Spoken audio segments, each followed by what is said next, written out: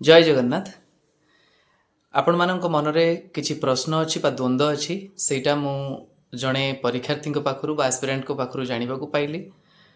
से मते रिक्वेस्ट कले जे एटा क्लारिफाई करबा पई आपणकर जो सीजीएल रिक्रुटमेंट जो टेस्ट अछि सेटा 2025 रो जोटा 7th ऑफ जुलाई रे मोस्ट प्रोबेबली हबार अछि सेतरे जो कंप्यूटर स्किल टेस्ट अछि तार पैटर्न को नेकी तांका मनरे प्रश्न थिला सेटा किभଳି भाବରେ ହେବ ଯଦିଓ ସେଥିରେ କ୍ଲାରିଫାଏ କରାଯାଇଛି ଯେ 50ଟି କ୍ୱେଶ୍ଚନ୍ ରହିବ, ଗୋଟିଏ କ୍ୱେଶ୍ଚନ୍ର ଗୋଟିଏ ମାର୍କ ମିଳିବ, ନେଗେଟିଭ୍ ମାର୍କିଂ ମଧ୍ୟ 0.25ର ଅଛି। ଏଇସବୁ ଆସ୍ପେକ୍ଟ ସେ ମୋତେ ଯେତେବେଳେ ନଜରକୁ ଆଣିଲେ ସେଥିରେ ମୁଁ କିନ୍ତୁ କହିବି ଏତିକି ଯେ ଯଦି ଅନ୍ୟ ସବୁ ଏକ୍ଜାମିନେସନ୍ କଥା ଦେଖିବେ ମ୍ୟାଥମେଟିକ୍ସ ଟେଷ୍ଟ ଅନ୍ୟ ସବୁ ଟେଷ୍ଟ ସେଥିରେ କ୍ଲିୟରଲି MCQ ବୋଲି ଲେଖାଯାଉଛି, କିନ୍ତୁ ଏଇ ପର୍ଟିକୁଲାର ସ୍କିଲ୍ ଟେଷ୍ଟରେ MCQ ବୋଲି ଲେଖାଯାଇନି। जदि आमे सही आस्पेक्ट रे जिनस को देखिबा ताहले आमे कहि परिबा जे एटा मल्टीपल चॉइस बेस्ड क्वेश्चन हेबो नाही बोली। एटा गोटे साधारण क्लारिफिकेशन, किंतु आपण जानि छंती जे अनेक समय रे अनेक विभाग बा अनेक ऑफिसर माने हुए तो एते डिटेल भाबरे जिनस को ध्यान दियंती नाही, सेथि पई ए द्वंद्व उपजिछि। मु जहा से आशाई को पाखरु जानिबा को पाइली जे अनेक टीचर्स आउ किसी ऑर्गेनाइजेशन जो माने स्किल टेस्ट मॉक टेस्ट दौरान बा स्किल ट्रेनिंग दौरान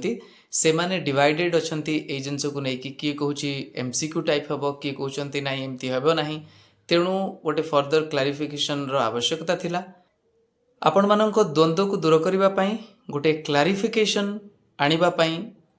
संस्था ठारू मु चेष्टा करथिली टेलीफोन माध्यम रे कथा हेबा पई Odisha staff selection commission honourable chairman सहित तांकर अत्यंत डिफिकल्ट मोमेंट रे मध्य गोटे असुविधा रे से थिले, तथापि से समय देइथिले सेति पई मु कृतज्ञ। आउ से कथा मध्य क्लारिफाई करथिले जेहेतु तांकर जने संपर्कीय ए परीक्षा देउचंती तेणु से निजको ए परीक्षा रु दूरेकी रखिचंती, तेणु जदिओ संपूर्ण विवरणी तांका पाखरे नाही किंतु से आश्योरेंस देइथिले पिलामानंकर स्वार्थ को दृष्टि रखी जे मते से कहिथिले जे गोटे मेल करिदबा पई जो मेलटा ही मु करि देई सारिची आउ आसंता काली तांको रिमाइंड करया पई सो दैट जहाँ भी फर्दर डायरेक्शन से डिपार्टमेंट को बा कंसर्न ऑफिसर को देई परिबे, सो दैट किछि ना किछि मते व्यक्तिगत भाबरे हो बा सार्वजनिक भाबरे से वेबसाइट रे जदि तार क्लारिफिकेशन दिया जाई परिबो से कथा मु उल्लेख करिछि मोर जो ईमेल लेटर रे। तेणु मु आशा करुछि निश्चित भाव में गोटे क्लारिफिकेशन आसीजिवो, तेणु मु से स्पेकुलेशन कले किछि लाभ हम ना, किंतु जदि नोटिस को आमे गोटे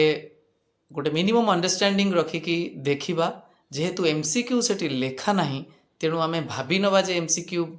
भली हबो सेटा भी ठीक नुहे। आउ गोटे कथा मुझे कहली जेहेतु फर्दर क्लारिफिकेशन नाही तेणु फर्दर डिटेल क्लारिफिकेशन तांकोठू मागिछि सो दैट पिला माने से भली भाव में प्रिपरेशन करिवे से आस्पेक्ट ही मुझे चिठी लिखिछि। तेणु मु आशा करिवि जे commission headed by a very very humble and constant chairman जे कि बहुत भल भाव से कथाटी को शुणिले आउ निश्चित भाव में से समस्यार समाधान करेंगे, आपण मानक मनरू ए द्वंद्व दूर करी लेवल प्लेइंग फील्ड करेंगे, ट्रांसपेरेन्सी आनिबे सो दैट आपण माने प्रिपेयर हो पारे अकॉर्डिंगली जेमती पैटर्न रहिबो। रहुची नमस्कार, जय जगन्नाथ।